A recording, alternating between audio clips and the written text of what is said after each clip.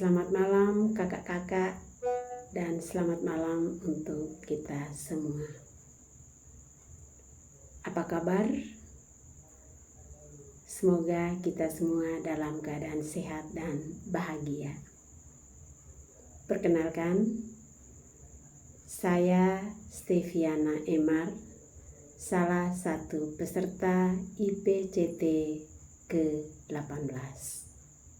Pada kesempatan ini, saya hendak merangkum materi pembelajaran pada pembelajaran yang pertama melalui video dan tatap maya. Pada materi pembelajaran yang pertama ini tentang mengenal coaching. Apa itu coaching? Apa beda antara coaching dan bukan coaching? Coaching adalah percakapan yang intensif atau percakapan yang istimewa antara coach dengan seorang klien, di mana seorang coach memfasilitasi si coach dengan cara bertanya agar si coach dapat menemukan tujuan, memperjelas tujuan, menemukan langkah atau tindakan, dan mengelola sumber daya yang ada pada si coach untuk mencapai tujuannya itu. Perbedaan antara coaching dan bukan coaching. Yang bukan coaching, contohnya consulting. Consulting, pelakunya adalah konsultan, di mana seorang konsultan akan memberikan nasihat berdasarkan keahliannya. Ya, bukan coaching yang kedua, mentoring. Pelakunya mentor, di mana seorang mentor akan memberikan arahan, contoh berdasarkan pengalaman profesionalnya. Yang ketiga, konseling, yang dilakukan oleh seorang konselor, di mana konselor akan mendiagnosis dan menyelesaikan masalah klien. Yang keempat, training, dilakukan oleh seorang trainer, di mana si trainer akan melatihkan atau memberikan latihan tentang skill yang baru. Itu yang bukan coaching. Sedangkan coaching itu dilakukan atau pelakunya adalah coach, di mana seorang coach memfasilitasi coach, di mana dalam proses fasilitasi itu membantu agar si coach dapat menemukan kesadaran diri, pemberdayaan diri, tanggung jawab diri, kontribusi diri, dan aktualisasi diri. Di sini, kalau coaching itu terjadi inside out, dari dalam diri si coach, dalam diri si klien atau si coach keluar. Kalau yang bukan coaching itu terjadi dari luar ke dalam, outside in. Sehingga di sini coaching itu sangat diperlukan oleh semua orang, oleh siapa saja. Mengapa coaching ini penting? Yang pertama, coaching ini dianggap penting karena banyak orang tidak memiliki dan menyatakan apa tujuan yang hendak dicapai. Yang kedua, ini dapat terjadi karena orang tidak terbiasa untuk memiliki tujuan atau tidak terbiasa untuk mengatakannya. Alasan yang ketiga, bahwa kalau saat seseorang tidak memiliki tujuan dan kemudian melakukan tindakan, maka akan terjadi pemborosan waktu, energi, dan sumber daya, sehingga pada akhirnya tidak produktif. Untuk itu, coaching diperlukan agar orang memiliki tujuan yang jelas. Berikut tentang proses dasar coaching.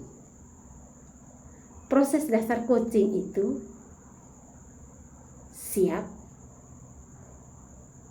dukung, dengar, tanya. Siap yaitu seorang coach mempersiapkan, melakukan persiapan. Apa yang dilakukan oleh seorang coach? Yang pertama, siapkan diri, pengetahuan, keterampilan, dan sikap. Yang kedua, siapkan peserta. Berkenalan, memastikan coach memahami apa itu coaching. Si coach memahami tujuan coaching dan bagaimana proses coaching. Memahami peran coach dan juga bagaimana peran dirinya sendiri atau peran si coach.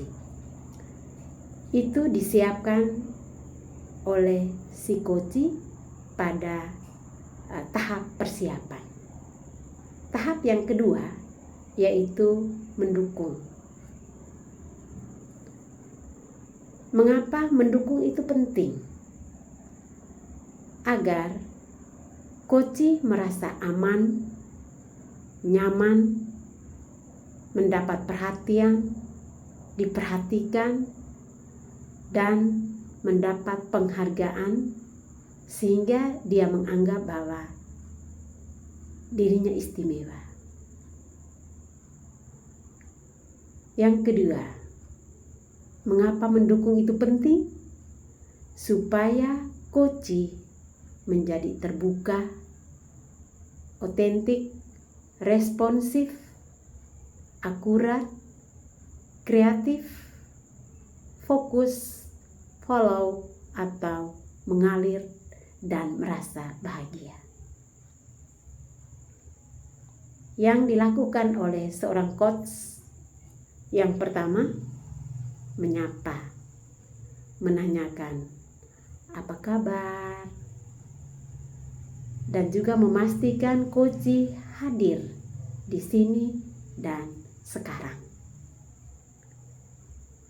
Memberikan informasi apa saja yang terjadi selama sesi coaching. Memberikan komitmen dan menyampaikan kesediaan untuk memfasilitasi coaching. Dan juga menyiapkan si coach untuk di coaching. Yang ketiga, mendengarkan. Penting si coach mendengar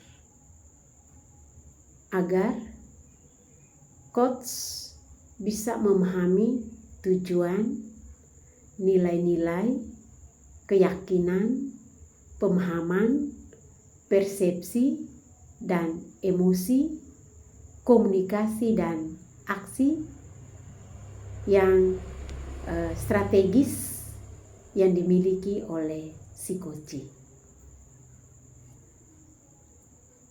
Di sini apa yang dilakukan oleh coach? Mendengarkan dengan diam dan aktif, dan melakukan kontak mata, memastikan kejelasan dan kelengkapan informasi. Itu tujuan si coach harus mendengarkan.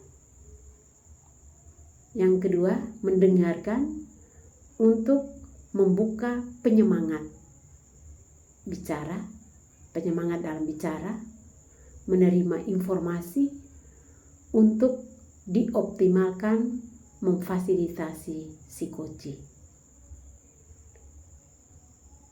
Coach merumuskan tujuan yang jelas karena merasa didengarkan. Jadi itu pentingnya mendengar. Yang berikut, bertanya. Mengapa bertanya ini skill yang penting? Agar si coach memahami dan mengeksplorasi dengan menggunakan kalimat tanya.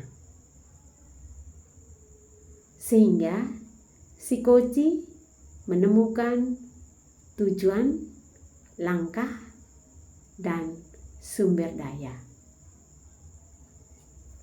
yang dilakukan oleh seorang coach pada waktu bertanya adalah mendukung, menantang untuk membangun kesadaran, membangun kemampuan, membangun potensi, aktualisasi, dan kontribusi diri si coach. Yang dilakukan coach bertanya berdasarkan apa yang didengar dari coach. Yang kedua, bertanya tujuan agar jelas, menggunakan pola coaching, bertanya untuk tes, cek, klarifikasi, dan eksplorasi. Bertanya, mendukung, menantang, itu adalah usaha untuk mencapai coaching. Agar coaching bisa tercapai, maka si coach akan melakukan cara bertanya, mendukung, dan menantang. Bertanya dengan cara dukung, nantang,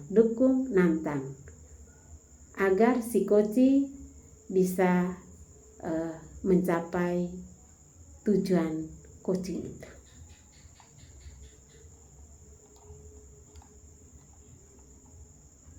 Jadi itu bagaimana